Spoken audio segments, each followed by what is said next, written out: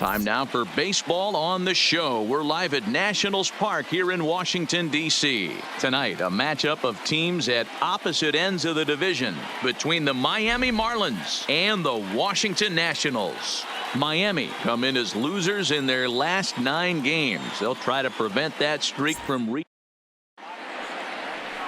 Max Scherzer is on the mound for game 2. What's your take on him, Dan? Hey, you want to know if this guy's one of the better pitchers in the league? Well, how about this?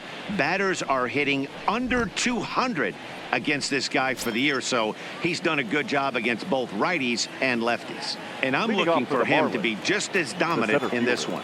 Here's Cameron Maybin now. He'll get us started in this one under the lights. Good bite to the slider, and he takes strike 1.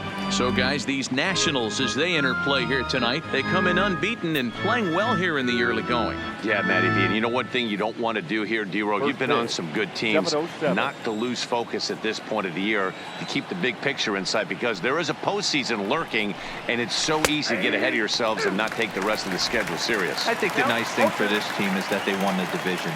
They will, for whatever happens, get a 5-game series. It's not that 1-game wild card, win or go home. This team can prepare themselves to battle and try and win 3 out of 5. Now a swing and a miss on the fastball. Then the leadoff man is set down here for the first out of the evening. And here's how the visiting Miami Marlins will line up in this one. Dan Plesac, who are you focused on? You know, they have to be hoping that Justin Bour can break out in this game. Watching his last game, he went 0 for 4, and it just looks like he's out of sync right now. Maybe this game is the game that gets him going. Digging in, Miguel Rojas. And as you take a look at the splits here, he's actually better against right-handed pitching this season. Temperature was in the 70s earlier today, but 59 at game time tonight.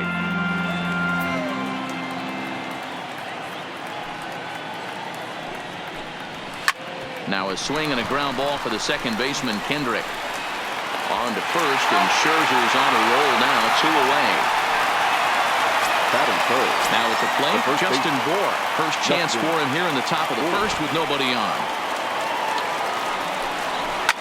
Ground ball sent back up the middle, fielded by Rendon, and the off back.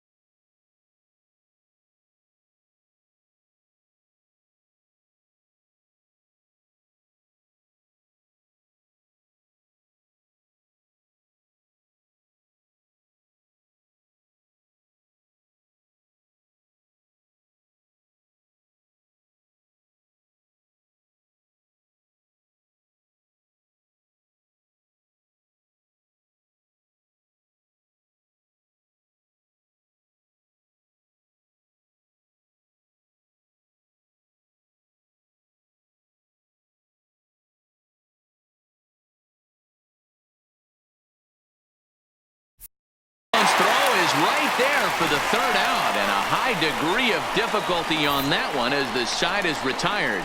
1, 2, 3 go the Marlins. Now it'll be Washington's turn in a scoreless ball game.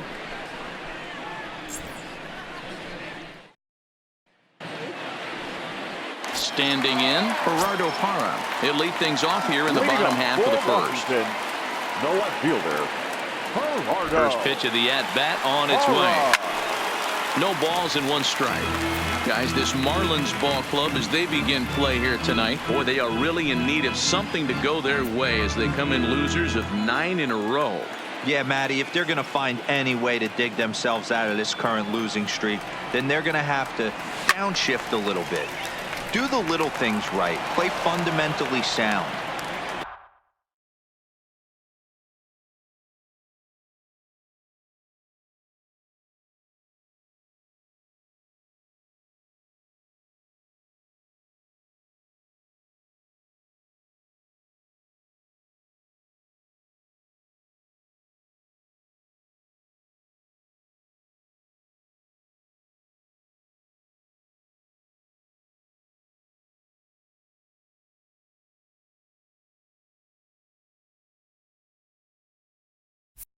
Play good defense, turn double plays, don't give the other team extra outs.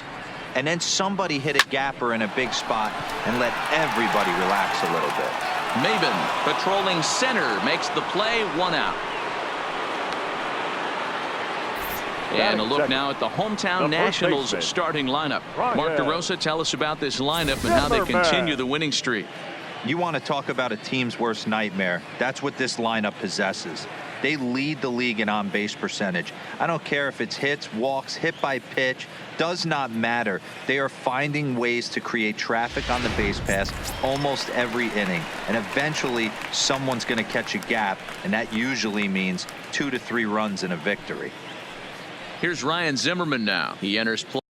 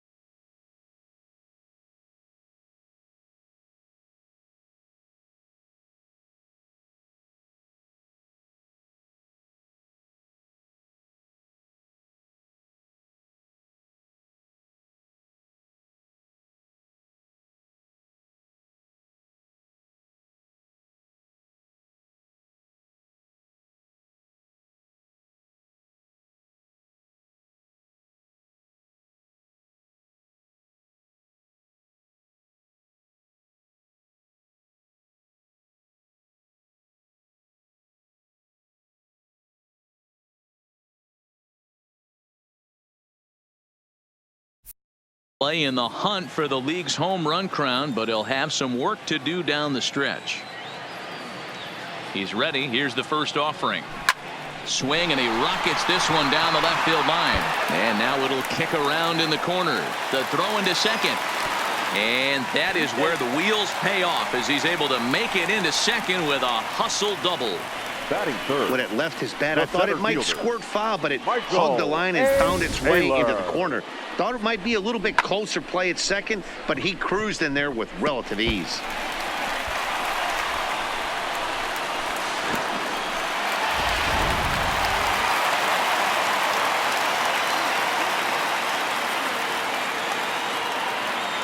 Into the box, Michael Taylor. Line drive to left. But he will haul this in on the run as he had to go back to the warning track to do it, and there are 2 away. Well, he hit that ball pretty well, but the only problem was that he pulled off it just a bit.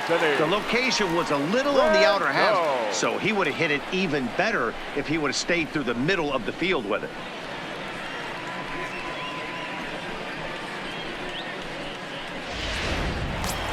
So now it'll be the 4-hole hitter, Anthony Rendon. And he's the right man for the job with runners in scoring position as he ranks 5th in the National League in RBIs entering play. Well, that's what you hope for from your corner infielders. Typically, those are the big boys that you want to drive the ball all over the yard and bring the Ducks home. First pitch on its way. Swung on, and this ball is absolutely crushed. Forget about it. Gone! Yeah, it's a long season with a lot of peaks and valleys, but he's getting hot here in September. That bodes well for him and his team as things crank up in October. We'll see if he